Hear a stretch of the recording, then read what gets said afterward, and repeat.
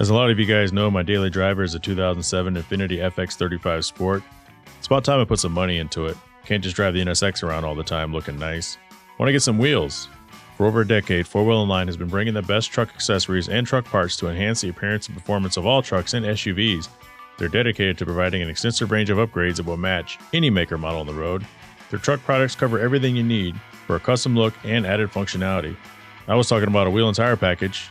Head over and use a configuration tool. They carry all the major brands of wheels and tires, so go get outfitted today. Visit them at 4Wheel Online. That's 4Wheel, singular, online.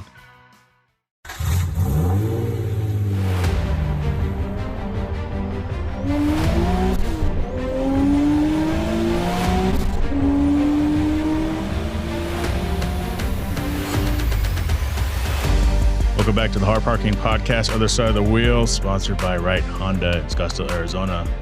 Some of the sponsors will be moving around between the two shows. Some may drop. This is a shorter show. If you're not used to this, if this is your first time listening, thank you and welcome to the show. Send us an email. Say, hey, I'm new, HardParkingPodcast@gmail.com. In the studio with me is my boy, Will. He'll just be chilling. He may or may not say anything. What's going on? There he goes. Well, since I have you really quick, let the listeners know what you're rolling around in. I had a lowest lease, sold that for a 2005 Lexus LS430. Was going to be stock. I don't want to spend too much money on it. Went VIP with it, got bags, wheels, diamond floor mats if that counts. Now I'm looking for body kits, so it's just a never-ending money pit in a good way, but riding pretty good now, I guess. Well, welcome to the studio, which, by the way, the studio is going to be changing up really soon. Finally getting hardwood floors in here to match downstairs, so I'll be rearranging. So if you watch any of my videos, the background may look a little different. Coming up later on, Arizona's Ride of the Week, which has replaced Jay's Rental Car of the Week. Aaron Forrester and his RX7, plus he's got a few other things that he's into. First, I want to talk about Texas. So I grew up in Texas, kindergarten through 12th grade. 5 years afterwards, fooled around, finally went to college in 1999. So for us, snow was not that unusual. Maybe once or twice every other year or so, and it would usually be gone by like the second or third day. We got a snow day, built snowballs, built snowmen who were dead by 5 o'clock, went and found pickup football games. Hailstorms were always a son of a bitch out there, and we didn't have to worry about tornadoes in the city, but we had some bad weather. This year, of course, Texas and surrounding lower Midwest temporarily crippled, and as of this episode release, there's still hundreds of thousands of people without power. If you hear a baby hollering in the background, you can blame Will. So anyway, this year, of course, Texas and the surrounding Midwest are all fucked up.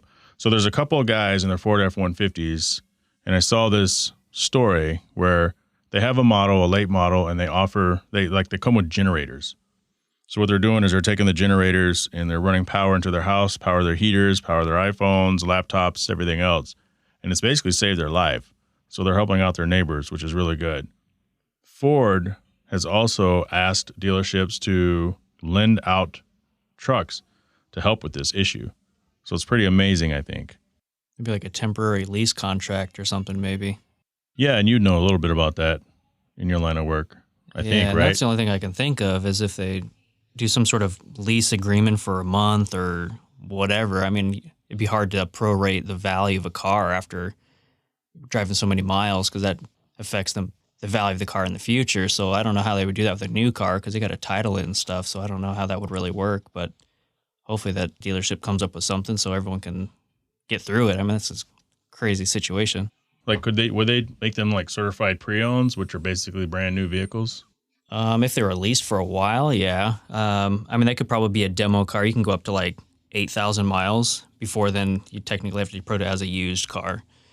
So that could maybe be something, pulling off the units that have less miles and they can rack up to 8K miles and then throw them on the lot as a used unit. I mean, that'd be something that could probably do. So one of the things that I've been reading online, though, is people are like, man, that's mighty convenient for Ford to lend out their vehicles and use a disaster to boost truck sales. And it's like, well, the Ford F-150 is always in the top 3 every year. And for people who have that opinion, I don't mind saying it, shut your face. Yeah. Like, really, like Ford planned this, right?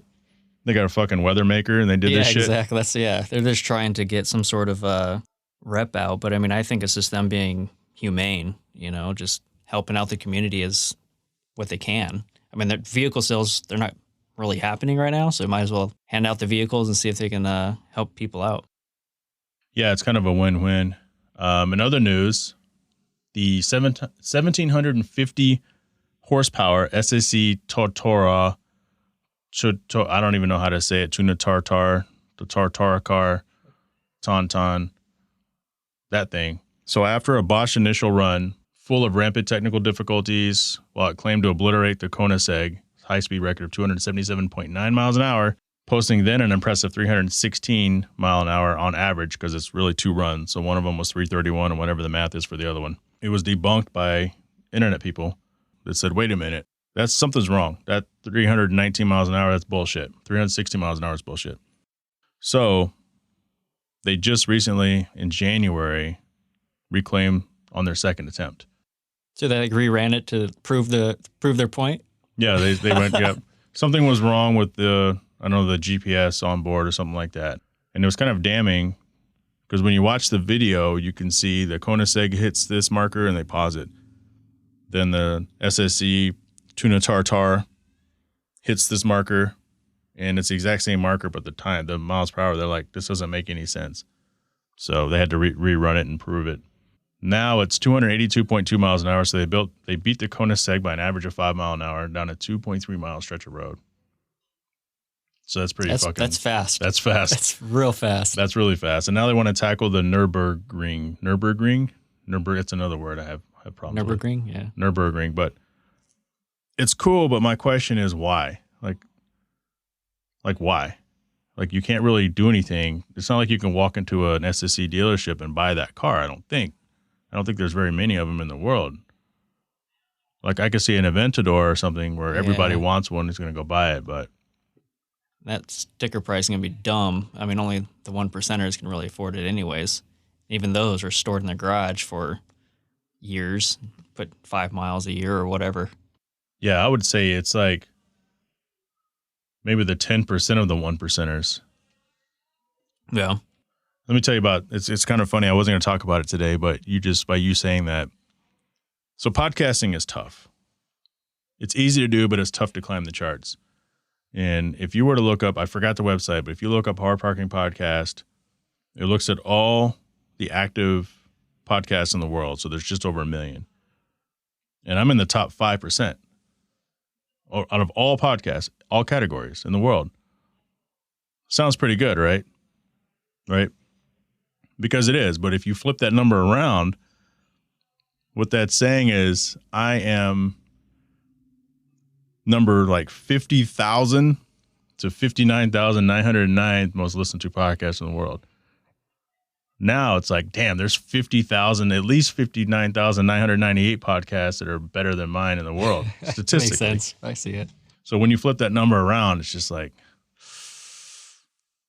I don't know. It's impressive, but how impressive is it? So it's just kind of one of those half glass full, half empty type of things.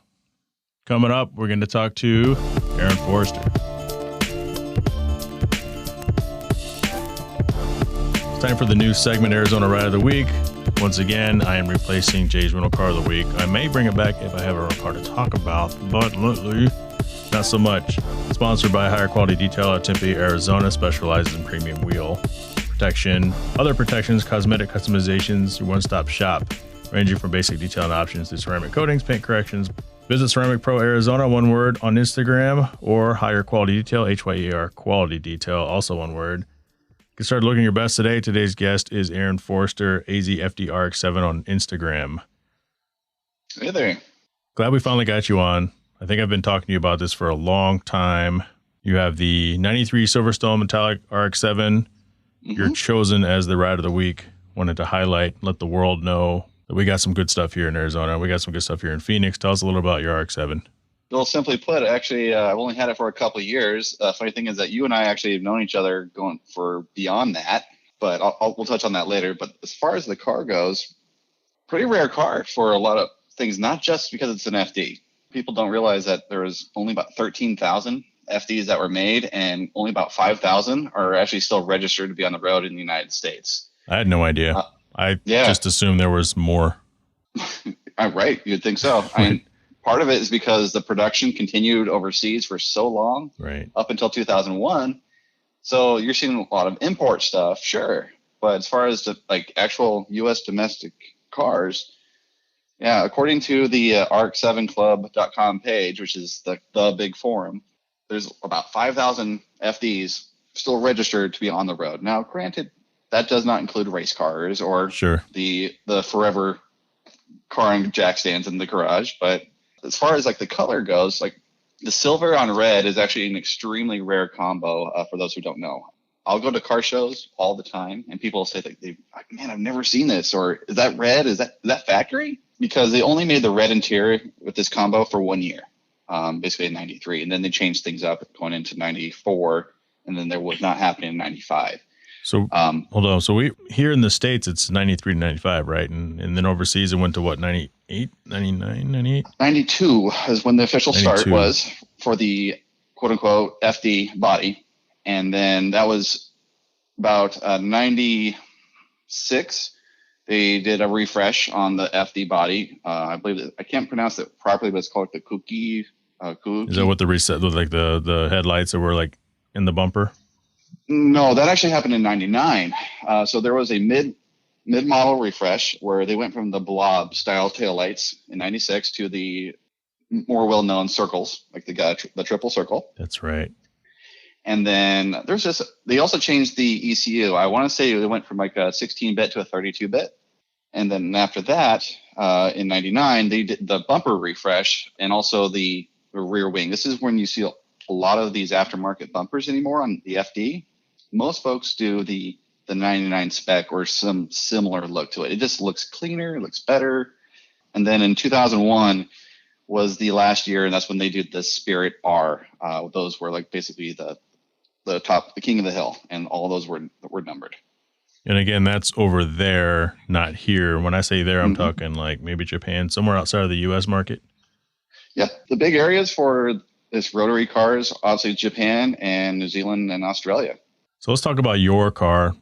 You got it 2 years ago. I'm on your Instagram right now, kind of scrolling through, looking at all this stuff because I've seen it at shows, and you usually kind of hit me up and show me some of the stuff you're doing. But man, we'll get into it a little bit as to why I understand why yours is so meticulous, but let our listeners know a little bit more about your car and what you've done to it. Sure. The big thing that anybody should know about my car is that it was originally made as an automatic. Now, this has been since swapped to a manual because no FD should ever be an automatic. It's just sad. So there's a fun story we can get into later. But the car is, I got 2 years ago from Vegas from a gentleman who said it was his dream car, but he didn't treat it very well. He within the first few months he owned it, blew the engine, blew the direct drivetrain, pretty much trashed it, which was very sad. So now hold on, those engines blow a lot though, right? No. At least the first couple of years. That was a thing. I remember they were what, $38,000 cars, and by 1999, 2000, their book value was like $10,000 in Kelly Blue Book because they kept blowing the motors. Nuts. Yeah. So what happens specifically on the 13B REW, which is what the FD has, this was like the first version of the RX7 that was a sequential turbo setup. Now, this engine had some origins in the Turbo 2 from the 80s and also the Cosmo in Japan.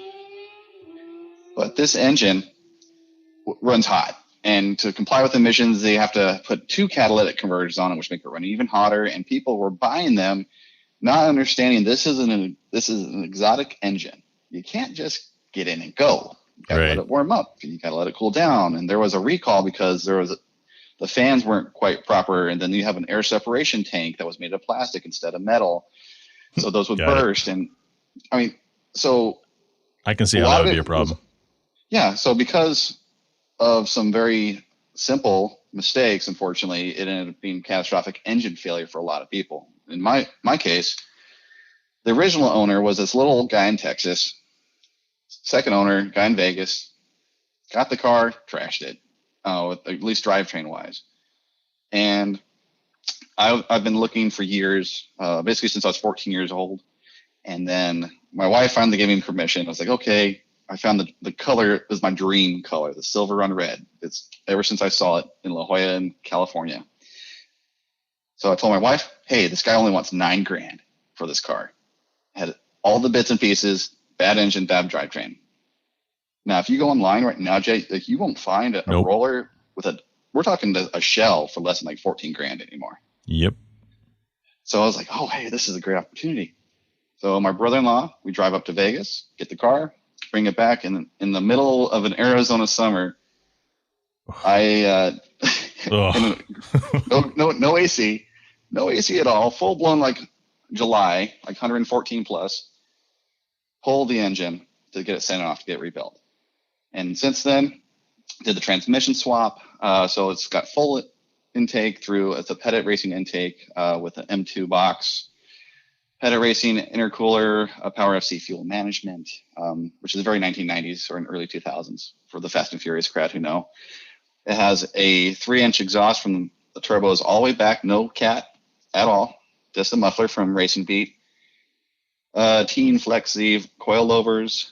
I have some custom bodywork. I have some Shine side steps, the 99 spec front lip, a Twins design rear diffuser, and there's like nobody that has those. And the list goes on and on. There's very little that I have not touched on this car. And that's the thing, is the whole mantra I've had since buying this FD was, originally I wanted it to be time capsule, but then that evolved into OEM plus. Always. Yep. So that way, when you look at the car, like, oh, this looks very clean. Man, it looks like it's been maintained very, very well. I'm like, well, thank you. But like this, and that's, well, what have you done? Rather than go down a list of saying what I have done, it's much easier to say what I haven't done, because all the plastics are now carbon and the gauges are not the same anymore. The rear seats are imported from Japan. I mean, the list goes on and on. It's kind of one of those things where those who know, and those who don't just assume the car came that way. Exactly. And that's the whole point. So of all the stuff you've done to your FD, your 93 RX7, I hate this question, but I'm going to ask you. Okay. To date, what is your favorite thing? Like when you just sit back and look at it, because you're always working. The build's never complete. Oh, sure. I'm going to have to say my steering wheel in that car for a few reasons. So for starters, 1993, they had the bulbousy airbag steering wheels. A lot of 90s cars had them. In Japan, though, the airbag mandate was not there yet.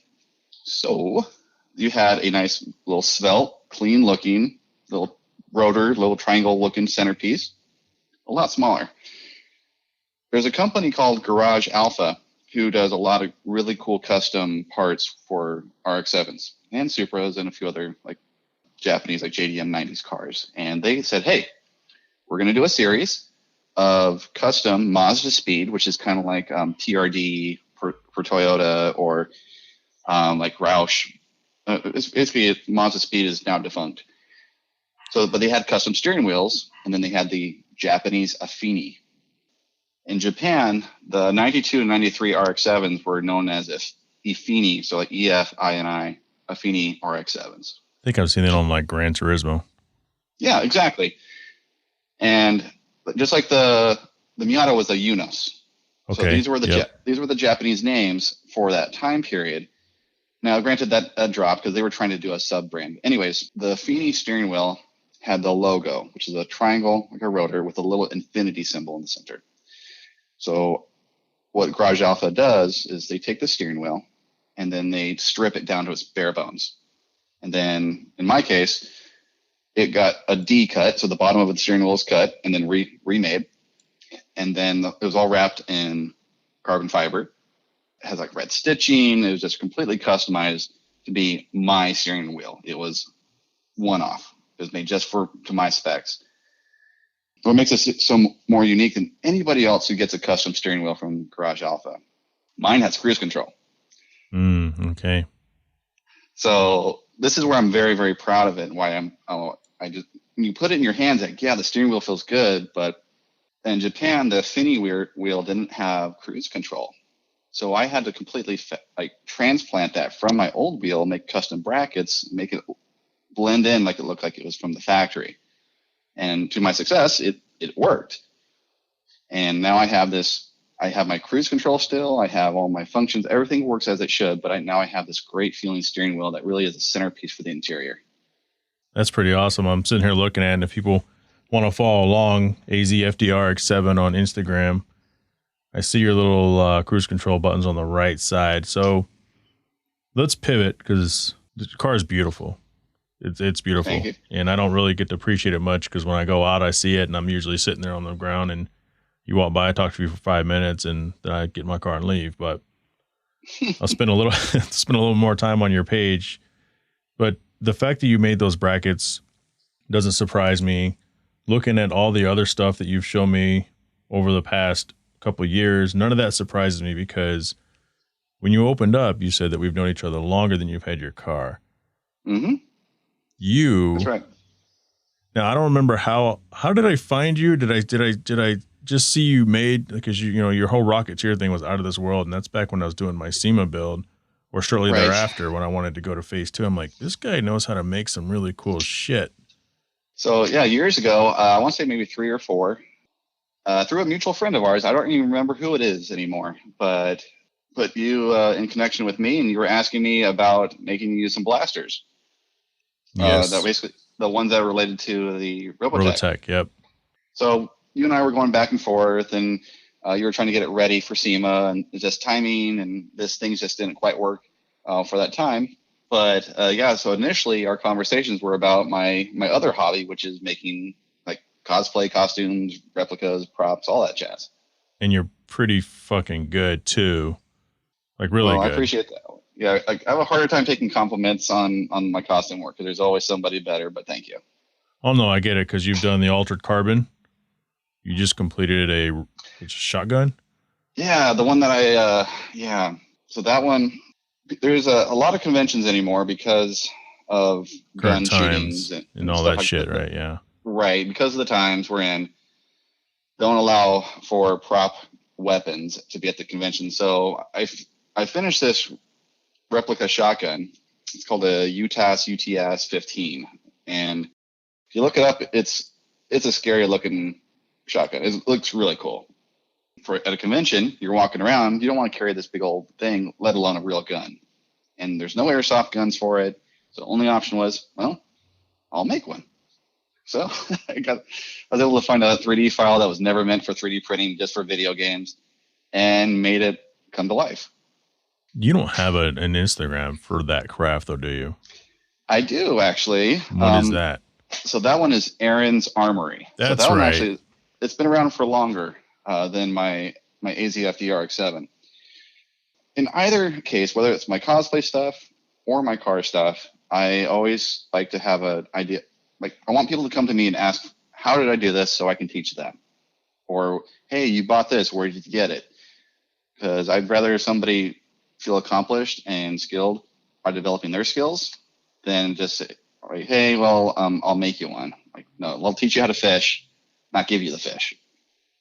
That's fair. Yeah, I'm on the page now. Okay, yeah, I remember. I for sure remember this page. I was like, God, I know it because of the Loki, the low Loki horns. Mm-hmm. So I'm going back to when I really first started getting into it. One of the first people in the United States actually to make a replica Mark III Iron Man armor. I actually got national attention for that. I won a national competition. Goodness, featured many places. And then cool.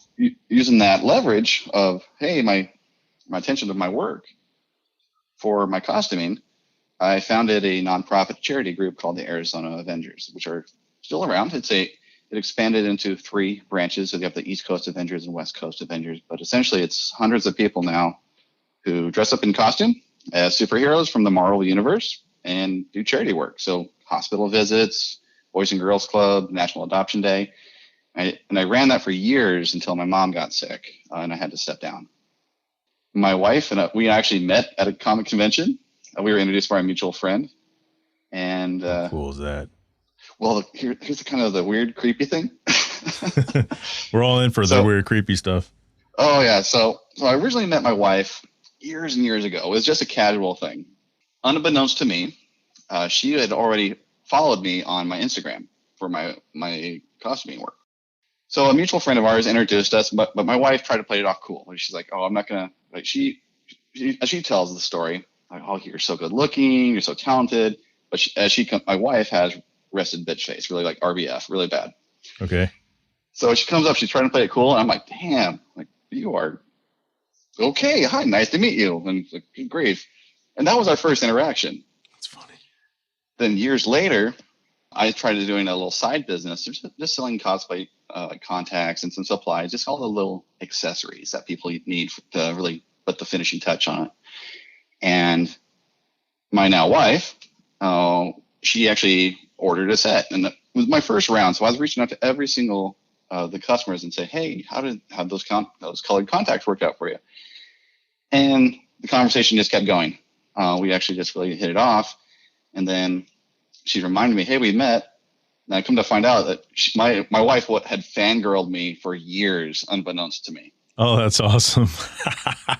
She was like, especially when I did my Loki costume. So this is not the Avengers Loki. This is not like the fabric. This was from the first Thor film. So it's the Kenneth Branagh, a little bit more slick and polished. Right. The horns aren't quite as pronounced, but anyways, it was that version, the Armory. And my wife when she was in college, she would like show her friends. She's like, oh, see this guy right here? See this guy right here? Like, that's the kind of guy I want to date. And then when she was actually like kind of like, oh my gosh, like this guy who I've always had a crush on reached out to me, and we hit it off. And then funny story is, my wife and I started talking the first time out. Come to find out, her younger sister's best friend was the wife of my cousin, and her brother-in-law works for my cousin. And so it was just really this small world. Super small world. Yeah. Like, and granted, yeah, we had a mutual friend, but as far as like our families were really closely connected for years, unbeknownst to us. And here we are, 7 years later together. Now, you said something earlier, because I think most people would just call it cosplayer, but you said cost something else. Are there more technical terms like in the industry, and just everybody from the outside calls it cosplayer? So the term cosplay really comes from Japan, more or less. The idea of costume play, dress up in costume and playing around. Easy, right? And it's become pretty much part of the vernacular in the comic convention community, where now it's like, hey, I'm going to cosplay something, or hey, look at my cosplay. It's a noun and an adjective. There is a segment of the convention culture that don't like the idea of cosplay, or no, I am a costumer. I am a professional costumer. Sure. I get it. So there's some of that. I'm very similar to like in the car community, to where you have enthusiasts and then you have collectors. I mean, or you have people who want to be like, boy racer, and then you have people who want to be purists. I mean, you have those divisions in any type of hobby. Yeah, and on the outside looking in, you're all the same, but on the inside, you couldn't be more different. Oh, absolutely. And ultimately, and this is where you can see a parallel between both the cosplay and the car community, is it's meant to have fun. You're supposed to have a good time. And if you're not having a good time, then you're doing it wrong. I'm stealing that. That might be my next Instagram post. I didn't really understand this world, not to the sense where I didn't like it. I just didn't understand all the stuff that was involved until I started tinkering around myself. Oh, gee. And some things I would have done differently once I've learned and watching you. So I think I discovered you after I did what I did, because I did my ejection panels all as one giant piece instead of a bunch of small pieces to get put together. I realized that was a huge mistake, but just the dedication and the craft and making plastic and foam look real, like real metal, like that in itself is just so amazing, man. And I just can't say that enough. Yeah. I appreciate that. And something that you can take a parallel between the costuming world and cars again is the attention to detail. Right? Yep. For years, I judged costume contests. I've actually run costume contests that's in the largest conventions in the world. And when you judge these kind of things, it's all the details that matter. It's all the subtle things. It's all the, hey, well, I did this by hand as opposed to having it bought. All these little things just come together to make this beautiful, cohesive product, or costume in this case, or in the parallels of the car world. Once again, it's the little things, all the attention to detail that really make this car being like a beautiful piece of art. Yeah, and you've done a fantastic job coming from, making the professional looking replica props and costumes to your RX-7, and it shows. It really, really shows. No, thank you. You got anything for the people? You got the Facebook and you have the Gram. Yep. So my costuming stuff, I have 2 places, Facebook and Instagram. So it's Aaron's Armory for both. But for the car, it's AZFD RX7. But my only closing thought is, no, my car is not LS swapped. And also, I'm never going to LS swap it. Thank you very much. And lastly, rotaries are reliable if you know what the hell you're doing.